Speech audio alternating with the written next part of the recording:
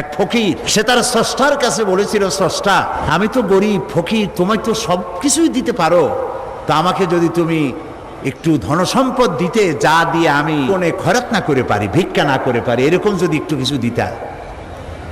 তার দোয়া মঞ্জুর হয়ে গেল। এখন তার জন্য স্রষ্টা ব্যবস্থা একটা করলেন। ওই ফকির রাস্তা দিয়ে বাড়ি আসতেছে, বাড়ির কাছাকাছি এসে চিন্তা করলো, আচ্ছা অন্ধরা রাস্তা হাঁটে কেমনে, বুঝা বাড়ি যাওয়ার রওনা করছে। প্রতিমধ্যে একটা বস্তার মতো পায়ে ঠেকলো। কোথার বস্তার বেটা, বস্তা একটা বস্তা ভাড়ায় ধুইছে, থর আর জায়গা পাইল না, রাগ করে গালাগালি দিয়ে বাড়ি চলে আসে। আমার স্রষ্টা দোয়া তো কবুল হইল না। স্রষ্টা স্বপ্নে জানাইলো, তোমারে তো আমি দিছিলাম, কিন্তু তুমি তোমার ভাগ্য পাও দিয়া ঠেলে ফেলেছ। সব জায়গায় চোখ খুলে আসছো, যেখানে মণিমুক্তা ভরা বস্তা রাখছিলাম ওই জায়গায় চোখ বুঝাইতে গেছো।